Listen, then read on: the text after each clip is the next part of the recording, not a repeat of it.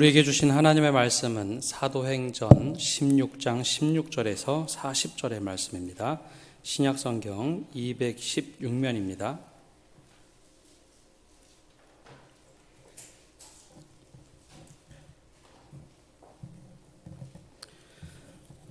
우리 사도행전 16장 16절부터 한 절씩 교독하겠습니다. 우리가 기도하는 곳에 가다가 점치는 귀신 들린 여종 하나를 만나니 점으로 그 주인들에게 큰 이익을 주는지라.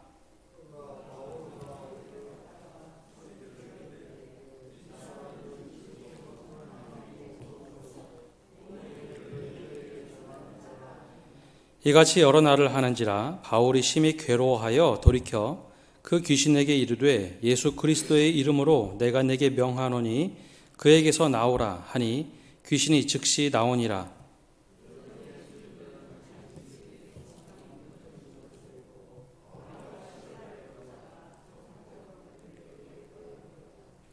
상관들 앞에 데리고 가서 말하되 이 사람들이 유대인인데 우리 성을 심히 요란하게 하여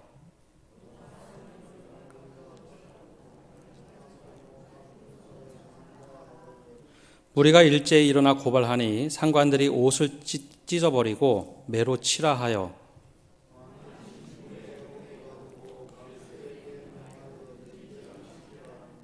그가 이러한 명령을 받아 그들을 깊은 옥에 가두고 그 발을 착고에 든든히 채웠더니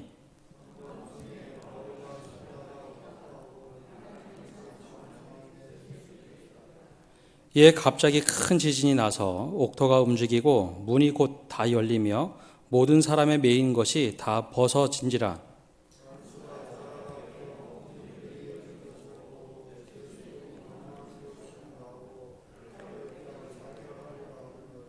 바울이 크게 소리질러 이르되 내 몸을 상하지 말라 우리가 다 여기 있노라 하니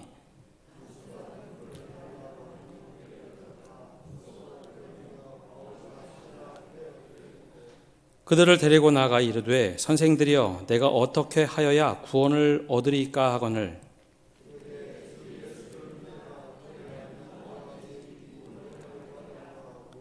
주의 말씀을 그 사람과 그 집에 있는 모든 사람에게 전하더라.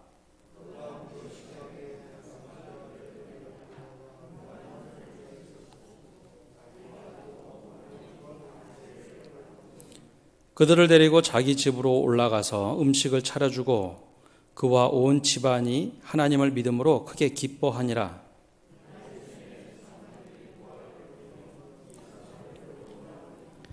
간수가 그 말대로 바울에게 말하되 상관들이 사람을 보내어 너희를 놓으라 하였으니 이제는 나가서 평안히 가라 하거늘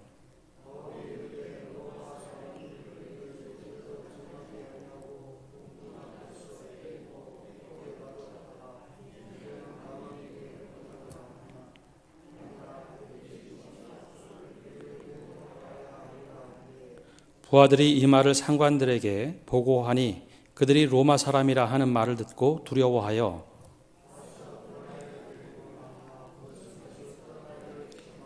함께 읽겠습니다. 두 사람이 옥에서 나와 루디아의 집에 들어가서 형제들을 만나보고 위로하고 가니라. 아멘. 오늘도 주님의 은혜가 우리와 함께 하기를 간절히 소망합니다. 이제 수요 예배 우리가 현장에서 드린 지 이제 2주가 돼 가는데요. 계속해서 코로나 바이러스가 좀 수그러들면 더 좋겠는데 계속 활발히 일어나고 있어서 좀 걱정이 됩니다. 늘 함께 기도하시고 또 이 위기를 잘 극복할 수 있는 믿음 달라고 함께 기도에 동참하는 성도 여러분 되시기를 바랍니다. 오늘 말씀은 사도행전 16장의 2차 전도 여행 중에 빌립보에서 일어나는 이야기입니다.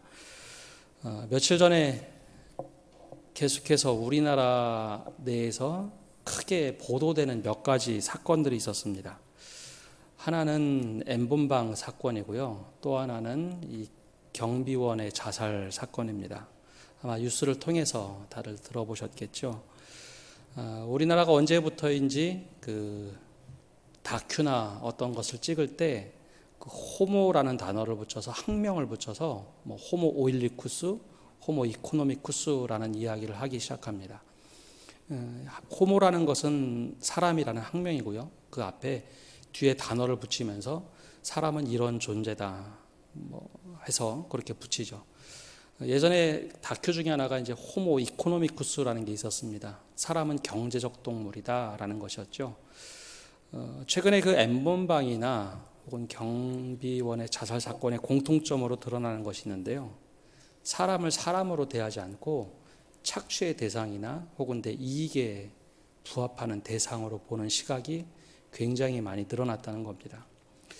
과거의 자급자족 시대만 하더라도 혹은 우리가 농사지면서 살아가던 시대에는 이 경제력이 다들 비슷비슷해서 사람들이 그렇게 이익을 추구하며 살지는 않았습니다. 그러나 우리가 언제부터인지 산업사회가 되고 돈이 막 축적이 되면서 사람들을 보는 시선이 조금 달라졌습니다. 즉 돈이 많으면 내가 조금 우대해 줘야 될 사람, 혹은 지위가 높으면 내가 우대해 줘야 될 사람, 그렇게 보고 나보다 조금 낫다 싶으면 그 사람의 인격과 상관없이 우리가 좀 하대하는 문화들이 점점 자리 잡기 시작했습니다. 과거에는 그게 조금 단순하게 상하 계급의 문제였는데 지금은 새로 기능적으로 막 나타나서 내가 조금 더 위이다 싶으면 막 아랫사람을 하대하는 구조가 나타났죠. N번방 사건 같은 경우는 철저하게 사람을 착취하는, 여성을 착취하는 일들로 나타났습니다. 재작년 말부터 조금씩 언론에 타기 시작하다가 갑자기 올 초에 그 사건이 불거졌고 많은 사람들이 연루됐다고 하는데 적어도 수십만 명이 그 사이트에 연관이 돼 있다라는 이야기도 나오고 있습니다. 거기에 기본 속성은 사람을 이용의 대상으로 보고 내 돈벌이만 된다면 막 착취를 하는 구조입니다. 또 하나는 며칠 전에 나타났던 이 경비원 사건입니다. 다들 뉴스를 보셔서 알겠지만 경비하시는 분들이 인격이 모자라거나 그런 거 전혀 없습니다. 제가 알고 있는 분은 학교 은퇴하시고 그냥 내가 놀면 뭐하나 하면서 경비하시는 분도 보았습니다. 또 어느 정도 고위직이었는데 은퇴하고 제가 있던 교회에서도 교회 경비로 들어오셔서 일하시는 분도 보았습니다. 굳이 이 시간에 젊은데 놀 필요 없다. 조금 더 소일거리 좀 하자. 그렇게 일하시는 분이었는데 아마 그 아파트에 살던 주민하고 다툼이 난 것 같습니다. 근데 그 다툼 속에서 가해자가 썼던 글이 최근에 신문에 올라왔는데 그런 글을 썼다고 하죠. 메시지를 보냈는데 내가 머슴에게 맞았다. 요즘에 계급사회도 아닌데 경비원하고 다투면서 한 대 훨씬 더 가해자가 많이 때린 것 같은데 한 대 맞았다고 해서 머슴에게 맞았다라고 하는 조선시대에나 쓸 법한 이야기를 써놨습니다. 이게 여러 사람들에게 퍼져 있는 내재되어 있는 속성 중에 하나입니다. 사람을 사람으로 대하지 못하는 것. 오늘 왜 이런 말씀을 드리는가 하면 사도 바울이 사람을 볼 때는 전혀 다르게 봤다는 겁니다. 하나님께서 창조하신 하나님의 형상으로 사람을 대했다는 거죠.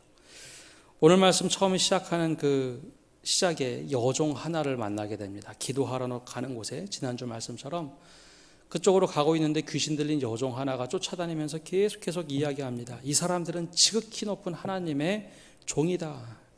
구원의 길을 너에게 전하는 자다 하면서 하루 이틀이 아니라 여러 날을 쫓아다니면서 큰 소리로 외칩니다.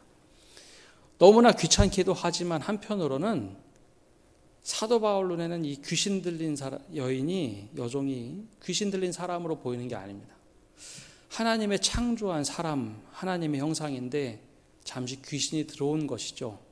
인격이 잘못되거나 다 잘못된 것이 아니라 인격은 고스란히 있는데 귀신에 사로잡힌 여인으로 바라봤습니다. 그래서 사도 바울은 예수 그리스도의 이름으로 귀신을 내쫓죠. 특이한 것은 하나님의 형상으로 지음받은 존재가 귀신이 들어왔다가 귀신이 나가자 정상적인 인격이 되어버렸다는 것이죠. 이게 사도 바울이 사람을 봤던 시선입니다. 우리에게도 이런 시선이 필요합니다. 내가 누군가를 볼 때 그 사람을 인격으로 대해야지 그 사람이 어떤 장애가 있어서 장애 때문에 인격이 훼손되지는 않습니다. 인격은 인격 그대로 있는 거지 장애가 있다고 해서 장애 때문에 인격이 훼손되지 않습니다. 공부를 많이 했다고 공부 때문에 인격이 올라가는 거 아니고요. 공부를 안 했다고 인격이 훼손되는 거 아닙니다.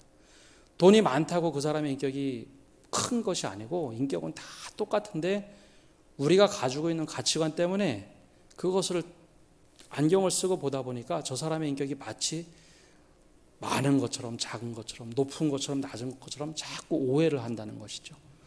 우리가 그런 시선으로 자꾸 바라보면 바라볼수록 사회가 왜곡됩니다. 하나님의 형상으로 지음받은 사람이 아니라 내가 재단하고 판단하는 사람이 된다는 것이죠. 한참 뒤에 나와서 또 다른 이야기 속에 사도 바울이 어떤 상황에 놓였습니까? 감옥에 들어가게 됐죠.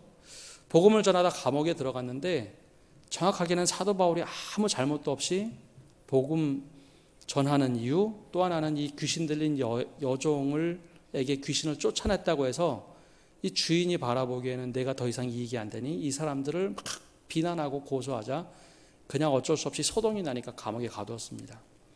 그럼 억울한 마음이 들지 않겠습니까? 간수들 때문에 얼마나 좀 속이 상하겠습니까? 간수들이 요즘의 간수들도 아니고 옛날의 간수들이 얼마나 우악스럽게 했을까요? 간수들을 사도 바울은 간수로 보지 않았습니다. 하나님의 형상으로 본 거죠. 그래서 그 간수들이 막 기도하는 중에 옥문이 열리고 자신들이 도망갈 수도 있음에도 불구하고 그 자리에 있을 때 간수가 막 자결을 하려고 하죠. 그래서 사도 바울이 그 간수에게 이야기합니다. 절대 그러지 마라. 정확하게는 나하고 원수된 자 같은 사람 아닙니까? 감옥에 가둔 간수인데요. 나에게 해를 가하는 사람으로 이해할 수 있잖아요. 그러나 사도 바울은 그렇게 이해를 하지 않았습니다. 저 사람 또한 나하고 다른 편에 서 있음에도 불구하고 나를 압제하는 사람임에도 불구하고 하나님의 형상으로 바라봐야 하는 겁니다. 그러니 그에게 할 수 있는 말은 절대로 자결하지 마라. 그가 이야기하는 이야기를 듣고 나서 사도 바울이 한 얘기가 있습니다. 주 예수를 믿으라. 그리하면 너와 내 집이 구원을 얻으리라. 나하고 정반대에 있는 사람에게 복음을 전하고 하나님의 형상대로 회복할 수 있는 길을 열어주자 그가 하나님의 사람이 됩니다. 가지고 있던 생각, 가지고 있던 지위 그거 상관 전혀 없이 하나님의 사람으로 바뀌더라라는 것이죠. 우리가 사람을 볼 때 그런 시선으로 바라봐야 됩니다. 자칫 우리가 일상 삶 속에서 내가 가지고 있는 생각대로 바라본다면 복음을 전할 수가 없어요. 왜냐하면 내 시선으로만 바라보기 때문입니다. 정반대로 그런 사람 한 사람이 등장을 하는데 바로 이 여종의 주인이었습니다. 여종의 주인은 오히려 여종을 대할 때 오히려 인격으로 대하거나 내 밑에 있는 사람으로 아주 귀한 사람으로 대했다면 이런 일을 못했을 텐데 이 주인에게 여종은 나의 그냥 경제적 도움이 되는 한 존재밖에 되지 않았습니다. 귀신이 들려도 그걸 안타깝게 생각한 적이 없죠. 귀신이 들리면 오히려 나가서 점을 치니 그것을 기쁘게 여겼습니다. 나에게 돈이 된다는 거죠. 그 사람의 인격은 전혀 무시되었고 나에게 그냥 돈만 벌어다 주면 되는 여인입니다. 어떻게 살든지 관심이 없어요. 나에게 이익만 되면 그 여인으로 그냥 내 종으로 그냥 인정하고 먹을 것 받으면서 살아가는 겁니다. 그런데 사도 바울이 그 여종을 만나면서 귀신을 내쫓았어요. 정상으로 돌아왔습니다. 귀신 들린 사람이 정상으로 돌아왔으면 객관적으로 보기에 잘 됐다라고 해야 되는데 마땅한 일이라고 해야 되는데 이 주인은 화가 났습니다. 더 이상 이용 가치가 없어졌다는 거죠. 이게 여주인이 가지고 있던 시선입니다. 사람을 바라보는 시선. 우리가 신앙생활을 한다고 하더라도 이 주인과 같은 시선으로 사람들을 바라볼 때가 있습니다. 만약에 그렇다면 복음을 어떻게 전할 수 있을까요? 복음을 전하는 순간 그가 하나님의 복음을 받아들이는 순간 하나님의 자녀가 되고 우리와 똑같은 하나님의 형상으로 지음을 받은 존재라는 것을 깨닫는데 내 주인이 전한 복음과 다르게 주인이 산다고 하면 얼마나 괴리감이 있고 가슴 아픈 일이 있을까요? 반대로 여주인이 이런 관심 속에 살다 보니 만약에 그리스도인이 됐다 할지라도 이 종에게 예수 믿자는 말을 못하는 겁니다. 늘 내가 바라보는 시선은 하나님의 형상으로 지음을 받은 존재가 아니라 내가 이용해야 될 대상으로만 바라보기 때문이죠. 그래서 그리스도인들이 먼저 우리가 사람을 대할 때는 인격의 존재로 좀 바라봐야 됩니다. 그 사람이 어떤 일을 하건 무엇을 하건 어떤 상황에 놓였던 그것보다도 그 안에 정말 하나님의 형상대로 지음받은 존재라는 그 시선으로 좀 바라봐야 됩니다. 그래야 복음을 전할 수가 있어요. 그래야 인격적으로 사람들이 변할 수 있습니다. 오늘 말씀에 바로 이런 일들로 시작을 합니다. 여종의 주인들은 귀신이 쫓겨나간 것을 보고 나서 너무나 속상해서 거꾸로 바울을 고소하게 되죠. 막 소란을 일으킵니다. 그러자 이 군인들이 바울 일행 신라를 가져다가 감옥에 집어넣게 됩니다. 두 번째 우리가 봐야 될 또 하나의 시선은 우리가 그리스도인으로 정말 열심히 살려고 하다 보면 때론 우리가 예상치 못한 어려움들이 반드시 찾아온다는 겁니다. 주일에는 이런 설교 잘 안 하는데요. 수요예배만큼은 그래도 우리가 믿음 생활 열심히 하러 오시는 분들이니까 믿음의 본질이라는 것은 우리가 편하고자 해서 믿는 게 아닙니다. 우리가 예수님을 믿는다는 것은 내가 구원받는 것도 있지만 또 다른 측면에서는 예수님의 삶을 내가 그대로 따라가면서 살겠다라는 다짐이기도 합니다. 그래서 예전 고대 교부들은 그런 얘기를 많이 했습니다. 그리스도의 남은 흔적이 내 안에 있기를, 그리스도의 남은 고난이 내 안에 있기를 하면서 그 기도를 참 많이 했습니다. 왜냐하면 예수님께서 사신 삶을 보면 그냥 사신 것이 아니라 당신을 위해서 산 것보다는 사람들을 위해서 사는 모습이 훨씬 더 많았기 때문입니다. 사람들을 위해서 고난을 받았고 사람들을 위해서 목숨을 내어주는 그런 삶 때문에 초창기 그리스도인들은, 초대교회 교인들은 이 삶을 참 많이 묵상했습니다. 주님, 내가 주님을 믿는다는 것 그냥 내가 구원받기 위해서 믿는 것이 아니라 주님의 삶을 내가 따라 살겠습니다 라는 고백이었죠. 사도 바울도 그런 의미에서 다메섹 도상에서 주님을 만난 다음에 내가 핍박하는 예수라는 말 그 한마디 듣고 자신이 스스로 핍박받는 삶을 선택하며 살아갑니다. 이거 누가 돈을 줬나요? 누가 강요를 했나요? 전혀 그런 것 없지만 사도 바울이 스스로 복음을 전한다고 택하면서 나갑니다. 주님께서 사신 삶 내가 한번 살아보겠다라고 하면서 내 힘으로가 아니라 주님이 힘을 주시니 내가 사도된 것이 아니라 주님이 나를 이방인들의 사도로 세우셨으니 주님의 은혜로 내가 나된 삶을 살겠습니다 라고 하면서 복음을 전하면서 사는 삶으로 살아갔죠. 그래서 바로 이 성에서도 복음을 전하다 보니 감옥에 들어가게 됐습니다. 속상하잖아요. 내가 정말 주님을 따라서 열심히 살아가는데 오히려 그것이 축복이 아니라 겉으로 드러난 것은 이렇게 감옥에 들어가는 삶이 되니 굉장히 속상하죠. 그런데 사도 바울과 실라를 한번 보십시오. 그런 모습이 별로 나오지 않습니다. 25절에 보면 이렇게 기록이 되어 있습니다. 한밤중에 바울과 실라가 기도하고 하나님을 찬송하며 죄수들이 듣더라. 감옥에 착고를 채웠습니다. 발에 착고를 채우고 도망가지 못하도록 꽁꽁 묶어놨습니다. 그러자 그들이 할 수 있는 것 한밤중에 바울과 실라가 찬양하는 일입니다. 찬양 소리가 얼마나 크게 울려 퍼졌을까요? 옆에 있는 간수들도 그들이 어떤 사람인지 알 만큼 크게 노래를 불렀습니다. 이것이 바로 믿음의 진수입니다. 내가 정말 최선을 다해서 주님을 따른다고 했을 때 어려움이 찾아오는 그것 때문에 내가 좌절하고 낭망하는 것이 아니라 주님 맞습니다. 오히려 주님의 고난에 내가 참여함 때문에 내가 감사로 여깁니다. 그리스도의 남은 고난이 내 삶에 들어왔습니다 라고 고백하며 찬양하는 모습, 이것이 바로 복음의 진수입니다. 성 프란시스코라는 가톨릭에서는 성자로 추앙하는 분이 있죠. 성 프란시스코가 가장 많은 사람들에게 주목을 받았던 이유 중에 하나는 자신의 삶을 사도 바울과 똑같이, 아니 예수님과 똑같이 살았기 때문입니다. 이 성 프란시스코가 전쟁에 나갔다 들어오고 자기가 사랑하는 여인이 매번 어디 이상한 데 가서 활동하는 모습을 보고 따라가게 됩니다. 짝사랑하는 여인을 따라갔다가 그 여인이 예수님을 믿는 무리들과 함께 살아가는 모습을 보고 큰 충격을 받습니다. 나도 한번 저렇게 살아봐야겠다.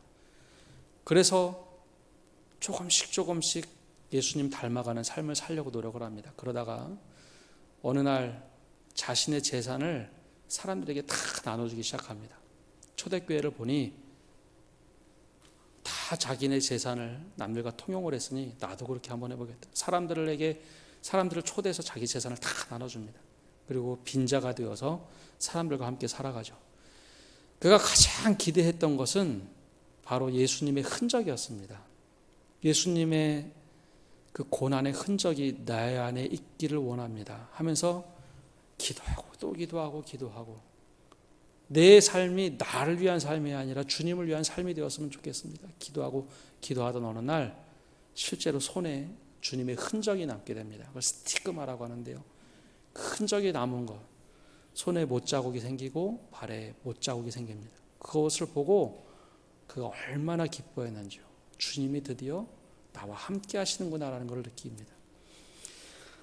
바울도 동일하게 예수님의 고난에 자기가 참여했다고 생각을 했습니다.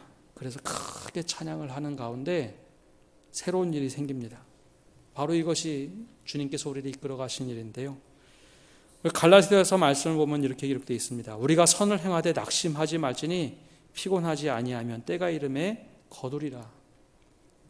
열심히 찬양을 하고 그 안에서 감사의 고백을 드리는 가운데 하나님의 역사가 나타나기 시작합니다. 즉 지진이 나는지 어떤 일이 있는지 몰라도 땅이 쫙 흔들리면서 옥문이 열립니다. 그러면 짧은 생각에 야 잘됐다 빨리 도망가야지 팍 도망갈 것 같은데 아니요. 하나님께서 나에게 허락하신 일이니 그것을 묵묵히 바라보고 지켜보고 있습니다. 간수 입장에서는 깜짝 놀랄 만한 일이 생긴 거죠. 막 흔들리더니 감옥문이 다 열려버렸습니다. 그러자 퍼뜩 든 생각이 있죠. 옥문이 열리면 죄수들이 다 도망갈 거 아닙니까? 죄수들이 도망갔다고 생각을 해서 간수가 선택한 방법은 자결하려고 하는 일이었습니다. 이것은 로마 시대의 이 간수들의 법을 보면 아는데요. 죽을 죄수가 감옥에 있다가 그가 몰래 탈옥을 하거나 도망가게 되면 그 죄값을 간수가 치러야 되는 법이 있습니다. 사도 바울뿐만 아니라 거기에 있는 사람들이 다 도망갔다고 생각을 하니 먼저 확 가슴에 무거운 짐이 내려왔죠. 그러자 자기가 먼저 스스로 생각합니다. 아이고 저렇게 고난을 받고 죽을 바에는 형벌을 받고 죽을 바에는 내가 스스로 자결하는 게 낫겠다. 그래서 자결을 하려고 한 겁니다. 그런데 바울의 입장에서는 주님이 지금 나에게 허락하신 이 모든 것은 다 주님의 영광을 위하여 하는 것이니 그 가운데 그것을 묵묵히 바라보기 시작합니다. 그러자 하나님께서 복음의 문을 다시 열기 시작합니다. 간수들이 눈에 들어오도록 하셨죠. 고난 가운데 하나님은 그냥 끝나지 않습니다. 내가 정말 최선을 다해서 믿음 생활할 때 주님께서는 우리를 그냥 내버려 두지 않습니다. 하나님의 방법으로 하나님의 길로 열어가십니다. 그때 우리가 내 믿음을 굳건하게 지킬 수 있는 그런 믿음을 가지시기 바랍니다.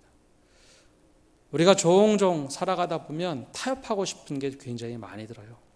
또 하나는 복음의 능력보다도 내 힘을 더 확 쓰고 싶어 할 때가 훨씬 더 많습니다.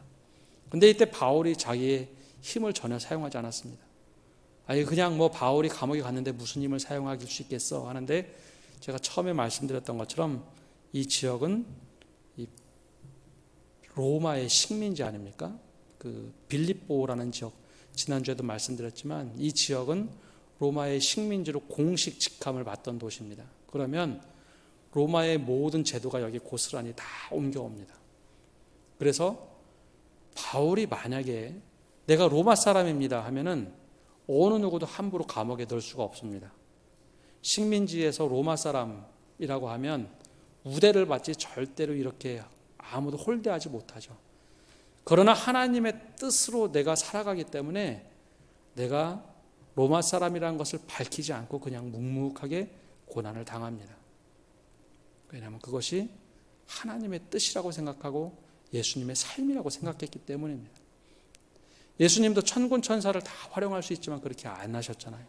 그러니 바울도 똑같이 그런 것도 전혀 기대하지 않고 하나님의 손에 맡겨서 내가 그냥 묵묵히 살아가는 겁니다. 우리가 바로 이런 관점을 가지고 살아가야 됩니다. 내가 정말 주님을 위하여 최선을 다하면 때로는 어려움이 올 수 있다는 것을 늘 기억해야 됩니다. 왜냐하면 세상의 결과 우리가 살아가는 결이 달라서 늘 충돌을 일으킵니다. 근데 이때 늘 말씀드리지만 오해하시면 안 됩니다. 우리가 남을 해하려고 하거나 내 믿음으로 내가 폭력적으로 누구를 뭐 해하려고 하면 그것은 비난으로 잘못된 일입니다. 근데 바울 보십시오. 여종을 치유한 것, 즉 귀신을 쫓아낸 것 외에는 아무런 잘못이 없잖아요. 그것도 잘못이 아니잖아요. 내가 한 것이 잘못이 아니더라도 고난이 오는 것은 묵묵히 받아낼 수 있었다는 것이죠. 그래서 그 진실함 때문에 간수도 바울의 복음 전함을 온전히 받아들일 수 있었던 겁니다. 마지막으로 우리가 한 가지 보아야 될 것은 주 예수를 믿으라 그리하면 너와 내 집이 구원을 얻으리라 라고 하는 그 말씀입니다. 이 말씀은 사도 바울이 단지 간수에게만 하는 것은 아닙니다. 간수뿐만 아니라 오늘 말씀 바로 앞에 나오는 루디아에게도 했고 사도 바울이 만나는 모든 사람들에게 이 말씀을 하지만 않았지 이 말씀대로 살려고 늘 노력을 했습니다.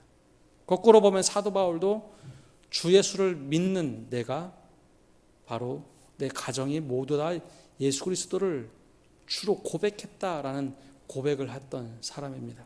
그런데 여기서 제가 주목하는 것은 주 예수를 믿으라 너와 내 집이 구원을 얻으리라.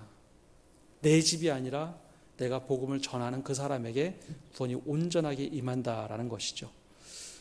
사도 바울이 이 간수에게 복음을 전하면서 이 이야기를 합니다. 놀라운 것은 간수가 그 감옥에서 지키던 사람인데 너무 큰 은혜를 받습니다. 내가 자결하려고 했음에도 불구하고 그가 복음을 전하고 복음을 받아들이자 그 너와 내 집이 구원을 얻으리라 그 말씀 하나로 그래 그러면 내 가정에 있는 모든 사람들에게 그러면 나와 똑같이 세례를 받자 해서 자신의 집으로 초대하고 모든 집안이 세례를 받게 하고 자신의 집으로 초대해서 식사를 제공하고 인도하게 됩니다. 복음이란 것은 이 도미노 현상이 일어납니다. 정말 복음이 제대로 들어가면요. 나 한 사람으로 끝나는 것이 아니라 막 그냥 전도가 되어집니다. 우리가 전도할 때 전도한다, 복음을 전한다를 전도라는 뜻도 있지만 전기가 통하는 걸 전도라고도 하잖아요. 똑같은 현상이 일어납니다. 막 옆으로 퍼지기 시작합니다. 왜냐하면 복음은 그냥 가만히 있는 것이 아니라 옆으로 흩어지고 전달되는 속성이 있기 때문이죠. 다시 처음으로 돌아가서 만약에 이 사람을 인격으로 대하지 않으면 이런 일이 절대로 안 이루어졌겠죠. 간수를 내 적으로 이해했다면 절대 복음을 안 전했겠죠. 사도 바울이 스스로 생각을 뛰어넘어가서 복음을 전해보니 간수도 복음을 듣고 귀신 들린 여종도 복음을 듣게 됩니다. 그런 면에서 우리에게 한번 이 말씀은 깊이 묵상해야 볼 필요가 있습니다. 내가 만나는 사람, 내가 접하는 사람을 나는 어떤 시각으로 바라보십니까? 똑같은 나와 동등된 사람으로 바라보십니까? 아니면 하나님의 존귀한 형상으로 바라보십니까? 아니면 그 사람의 직분으로 바라보십니까? 우리가 그거에 따라서 때로는 복음을 전하기도 하고 아예 저 사람은 안 되라고도 판단을 하고 때로는 내가 더 열심을 내기도 합니다. 그것은 왜곡된 시선이고 복음을 복음대로 전하기 위해서는 사람을 하나님의 형상대로 바라볼 때 가능합니다. 내 직장에 있는 사람이건 아니면 내가 매일 만나는 사람이건 그렇게 인격대로 봐주어야 합니다. 그래야 상대방이 복음을 복음대로 받아들입니다. 이 어린 여종도 또한 간수도 자신을 인격으로 대해줬기에 복음을 복음대로 받아들이는 겁니다. 바로 우리가 이 시선을 갖기를 바라며, 더 나아가서 우리가 아무리 편한 생활만 하려고 한다 할지라도 믿음대로 산다 결단하면 반드시 어려움이 찾아온다는 것을 늘 기억하십시오. 초신자들에게는 이런 얘기를 잘 못합니다. 근데 내가 정말 열심히 믿음대로 살려고 하면 반드시 어려움이 찾아오게 되어 있습니다. 그러나 그 어려움은 잠깐이요, 장차 우리에게 올 영광과 비교할 수 없는 잠깐의 고난이라는 것을 늘 기억하십시오. 그것은 잠깐 지나가는 일들입니다. 그러나 영광스러운 그 하나님께서 영광의 면류관을 씌워주는 데까지 그 잠깐의 시간을 넘어가면 내가 믿음 생활 잘하고 있구나. 반대로 내가 믿음 생활하는데 한 번도 저는 믿음에 있어서 어려움을 겪어보지 않은 것 같아요. 그러면 늘 우리는 세상의 시류대로 살아가는 겁니다. 저항이 없다면 그것은 멈춰있는 믿음이거나 자고 있는 믿음입니다. 바울과 같이 깨어있는 믿음, 정말 믿음대로 살아서 그 저항을 뚫고 그리고 하나님의 영광에 이르는 모든 성도 되시기를 간절히 바랍니다.